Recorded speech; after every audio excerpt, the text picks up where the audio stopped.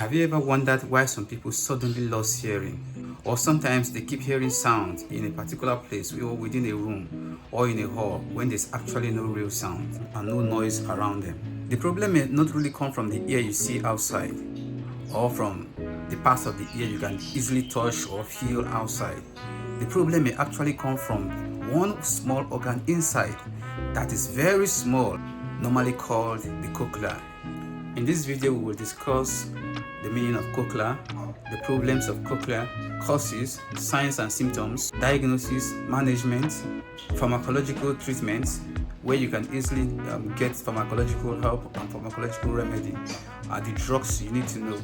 The cochlea is the main organ that is responsible for hearing, and when it is damaged, the person will suddenly lose hearing. Now, inside the cochlea are tiny hair, majorly sensory nerves hair. These hair cells are very delicate. Once they are damaged, they do not grow back, never again in this lifetime. And that's why cochlear damage often leads to permanent loss of hearing. But listen to this video before we come back to explain the problems. You need to know this. The cochlea, a small, spiral-shaped structure deep within the inner ear, often unseen, yet responsible for transforming sound into signals the brain can understand. It is filled with fluid, coiled like a shell, and divided into delicate chambers that respond to vibration. When sound enters the ear, it travels through the ear canal, vibrates the eardrum, and moves the tiny bones of the middle ear.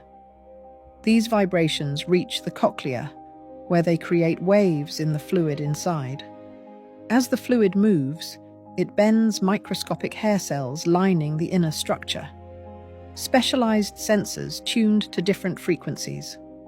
Each region of the cochlea responds to a specific pitch, high frequencies at one end, low frequencies at the other. When these hair cells bend, they convert mechanical motion into electrical signals. These signals travel through the auditory nerve to the brain, where they are interpreted as sound. But the cochlea does more than detect. It separates frequencies, amplifies subtle vibrations, and allows the brain to distinguish speech, music, and environmental noise with precision. And once damaged, these hair cells do not regenerate, making hearing loss often permanent. Delicate, precise, and constantly active, the cochlea is more than a hearing structure. It is a mechanical to electrical converter, a frequency analyzer, and the gateway through which sound becomes perception. The person will not only develop hearing loss, it will also involve tinnitus, dizziness, and balance, because the ear is one of the major organs that is responsible for balance. The ear is divided majorly into three parts. That is the external ear, the middle ear, and the internal ear, that is the innermost part of the ear. The cochlea is majorly found in the inner ear, deep inside the inner ear. Now, what are the common problems of the cochlea? Some common problems of the cochlear disorders include: number 1, sensorineural hearing loss. Have you heard of this before, or is it sounding strange to you? Sensorineural hearing loss. This is the most common cochlear problem associated with people or with patients. Most patients that comes to the hospital facilities with hearing loss problems or mostly comes with this complication. Now, it occurs when cochlear hair cells are completely damaged or when auditory nerves is affected. Of course, this is what transmits hearing sounds to the brain. And the causes may include, may come as a result of loud noise exposure, aging, as in when the person is actually getting old. Age majorly affects or leads to some of complications. Aging, as I said, infections as a result of any infections or that have gotten in. Then ototoxic drugs, that's drugs that are toxic, that affects the ear, or drugs that have some side effects that affects the ear.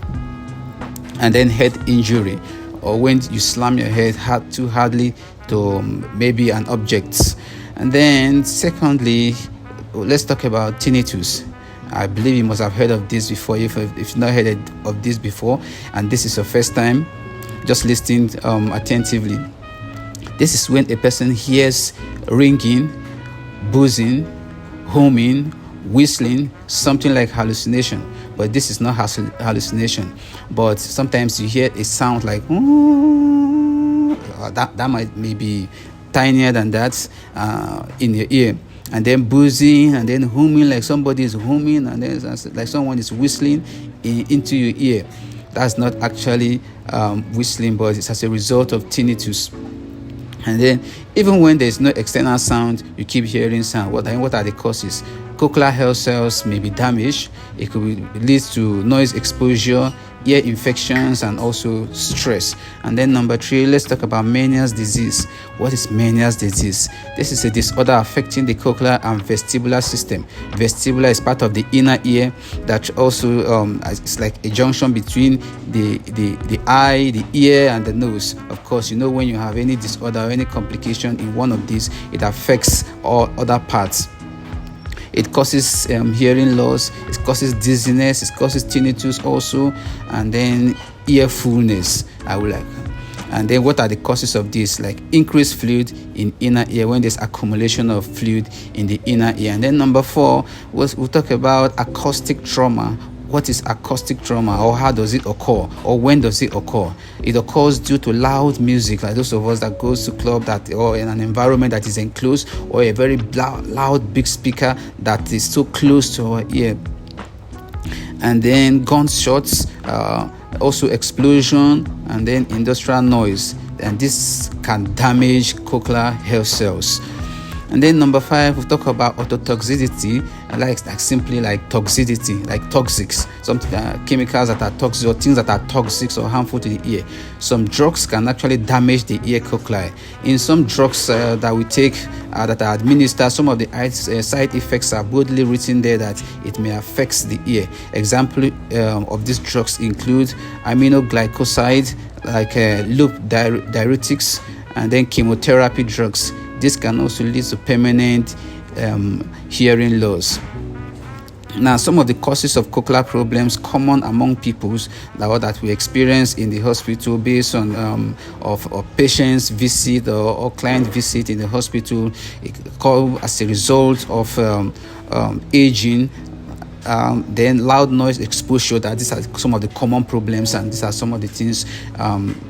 Some of the ones you can avoid, the ones you cannot avoid is aging. Of course, age is certain, and we must all undergo aging so long as we are living. And then ear infections, this can be avoided. Also head injury, or ototoxic drugs that have some side effects that are written there that affects the ear. And then genetic factors. Of course, genetics, the ones you inherit from either your parents, your ancestors. And then tumors which are common. The Meniere's disease, and poor blood supply to inner ear. Now, what are some of these signs that when you see, you will know that, okay, you are having this disorder, that you're having a cochlear disorder, you're having a problem with the ear? And some of these signs that you must not neglect, and you must seek for medical interventions, when you experience hearing loss that lasts for a long time, ringing in the ear, that is tinnitus mid-ear that I spoke about before, dizziness, that is persistence, vertigo, ear fullness, difficulty understanding speech, like when somebody is speaking, you're not hearing well until you get too close to the person before you can hear. And then sensitivity to sound, when you're too sensitive to sound, or when maybe a sound is too far from you, but yet you feel like it's so close to you. And then balance problems, you cannot maintain balance. Of course, I said it before that the ear is responsible for our balance. Like when you move, when you maintain balance, you may not observe some of these things, you may not notice them, they are unconscious, of course. And then in severe cases, when you experience complete hearing loss, please seek medical intervention. And then when you get to the hospital, these are some of the things they will do. They will do history taking. They will ask you for noise exposure, the drugs history, the drugs you've been taking. They want to see the side effects of those drugs. And then they also check for infections, if there are any infections that are affecting the ear. And then they also check for trauma. Then for physical examination, they may sometimes examine your ear, and then neurological examinations to check if there's any nerves damage. And then some hearing tests like audiometry, audiometry, I mean to say, and then tuning fork text. And then for pharmacological treatment, I will not advise that you go and take drugs or buy drugs for yourself. Go seek for a medical guide, a medical practitioner to guide you on the drugs you can take. But some of the drugs that I will mention here are just to get you away of these drugs. There are some drugs that are called corticosteroids, and they are used in sudden hearing loss, like prednisolone, like dexamethasone, and also these are to reduce inflammation and improve hearing.